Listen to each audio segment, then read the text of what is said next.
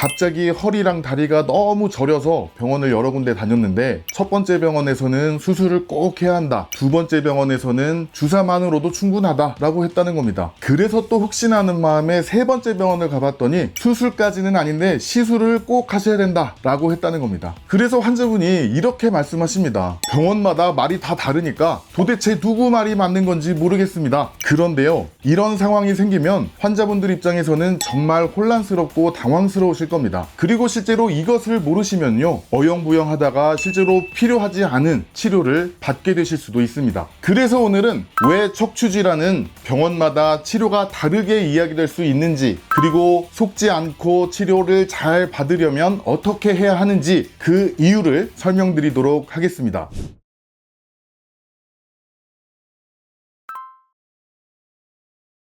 안녕하세요. 중앙대학교 광명병원 정형외과 교수 권병택입니다. 여러분, 척추질환은요, 생각보다 아주 흔합니다. 현대인의 80% 정도는 일생 동안 한 번 이상의 요통을 경험한다고 합니다. 다시 말해서 허리나 목이 아픈 경험은 사실 대부분의 사람들이 한 번쯤은 꼭 겪는 문제라는 것입니다. 그래서 척추질환 치료의 첫 번째 원칙은 수술 없이 좋아지도록 하는 겁니다. 실제로 대표적인 척추질환인 추간판 탈출증이나 척추관 협착증의 경우에도 연구들을 보면 많은 비율의 환자가 수술 없이도 좋아질 수 있다고 알려져 있습니다. 약물 치료나 물리치료 같은 비수술적 치료만으로도 충분히 좋아질 수 있다는 겁니다. 하지만 그렇다고 해서 모든 척추질환이 수술 없이 좋아지는 것은 아닙니다. 증상이 오래 지속되면서 자연 회복될 시간을 이미 충분히 넘겼거나 MRI에서 신경압박이 아주 심한 경우에는 수술이 꼭 필요한 상황도 분명히 있습니다. 특히 다리 힘이 떨어지는 신경학적 마비가 있거나 대소변 기능에 장애가 생기는 경우, 그리고 감염과 같은 특수한 상황에서는 수술이 무조건 필요합니다. 그래서 척추 치료는 무조건 수술을 한다 또는 무조건 수술을 하지 않는다, 이렇게 단순하게 나눌 수 있는 문제가 아닙니다. 반대로요, 허리나 다리에 큰 뼈가 뚝 부러진 골절과 같은 상황에서는요, 정답에 가까운 치료 방법이 있습니다. 뼈를 맞추고 금속판과 나사로 고정을 하는 것이죠. 근데 척추질환은 다릅니다. MRI에서 보이는 문제가 같아도 그 환자의 증상이나 상황에 따라서 여러 가지 치료의 선택지가 존재하는 경우가 많습니다. 그래서 척추질환은 병원마다 치료 방향이 좀 다르다고 해서 그게 꼭 이상할 일만은 아닙니다.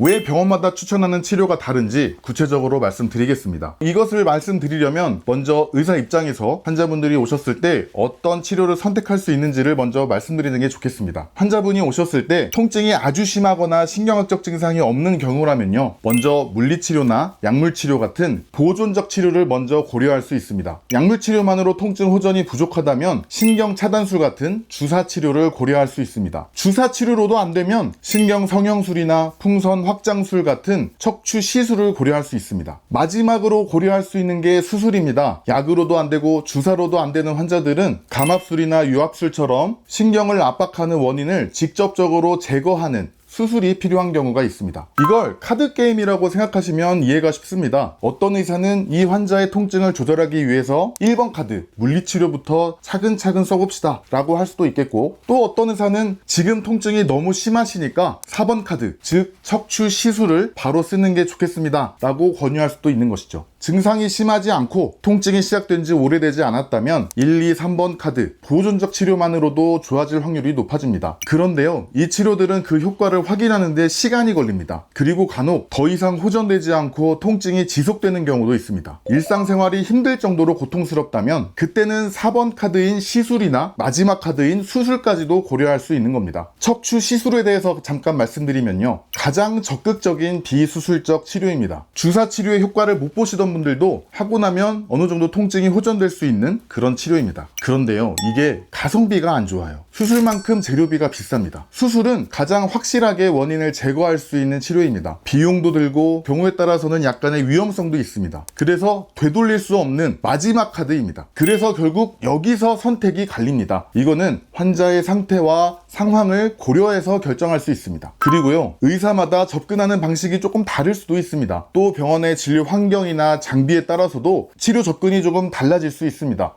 그래서 같은 환자를 보더라도 병원마다 치료 의견이 조금씩 갈릴 수 있다는 겁니다.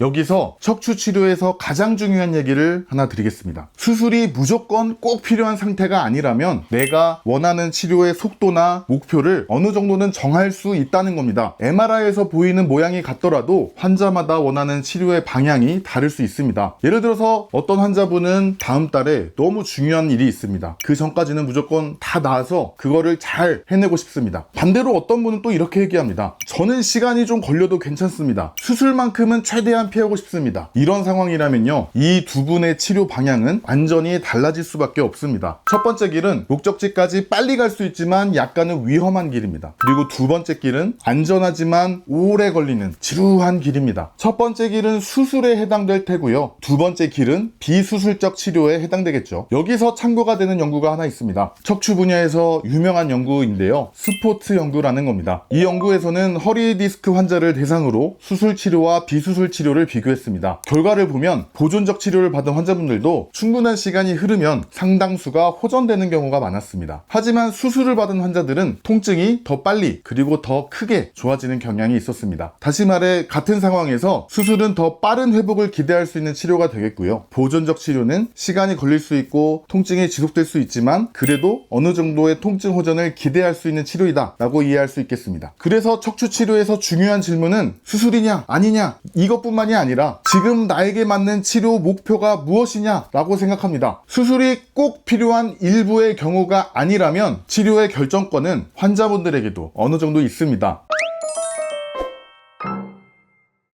척추질환은 대부분 보존적 치료만으로도 충분히 좋아질 수 있습니다. 하지만 그 과정에는 시간이 걸릴 수 있고 자세나 생활습관과 같은 척추위생을 꾸준히 관리해야 합니다. 반대로 통증이 너무 오래 지속되거나 삶의 질이 크게 떨어진다면 비수술적 치료를 계속 지속하는 것이 의미가 없을 수 있습니다. 결국 중요한 것은 지금 내 상태와 목표에 맞는 치료 전략을 잘 선택하고 결정하는 것입니다. 이 점을 이해하시고 치료를 선택하신다면 불필요한 치료로 시간과 비용을 낭비하는 일을 훨씬 줄일 수 있을 것입니다. 오늘 영상이 도움되셨다면 구독과 좋아요 부탁드리겠습니다. 지금까지 척추발전소였습니다. 감사합니다.